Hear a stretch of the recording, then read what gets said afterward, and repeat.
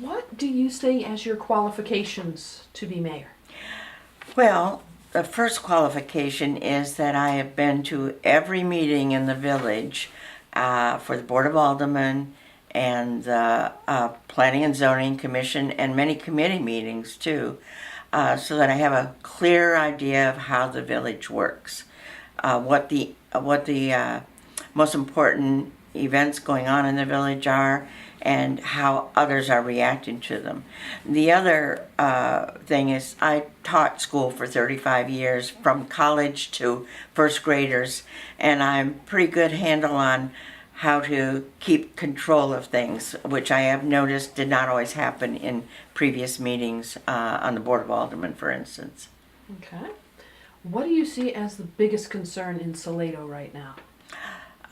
Communication, so that everybody in the village understands what's going on, why it's happening, and how the decisions were made for it to happen. And to be honest with you, the one thing that really convinced me to run for mayor is somebody mentioned to me I'd be able to write an article in the paper each week, and I love writing.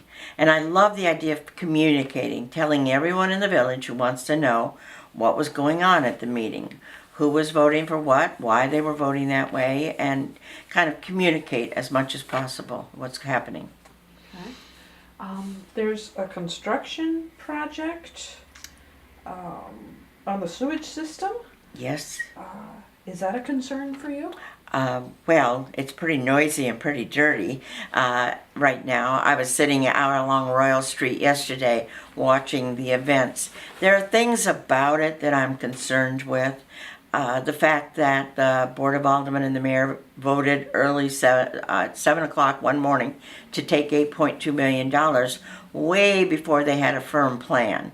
So I feel like we've been paying interest to a bank in Dallas for number of years when nothing was happening. At least now it's happening. But for instance, on Royal Street, I noticed, I don't know, probably in 2014 or maybe 2015, I was on Royal Street and noticed a surveyor, and they were surveying for the sewer system back in, I guess it was 2015. And I mentioned to the surveyor, there was some company out of Temple, that you know, the water pipes go along there. And he said, well, that's all right. We put it under the water pipes. And it's for the housing up on the hill where the sewer building's going to go, where the sewer plant's going to go, for Mr. Hanks and Mr. Solasky, the developers up there. And I didn't think a lot of it. In the meantime, we have paid, I don't know for sure because numbers weren't out in the open. They're just starting to come out now. Our new village manager is getting things out. But I think we may have paid close to $100,000 in 2 different surveys of Royal Street area. And it turns out it wasn't right, and they've had to go to across the street.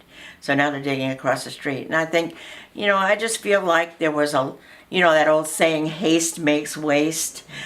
I think we have been hasty, and that has wasted. And I'm very careful. I've been very careful since I became a widow quite many years ago. And I don't owe anybody any money. I've always been very careful, so I'm not big on debt, and I'm not big on making quick decisions. I don't like to waste money.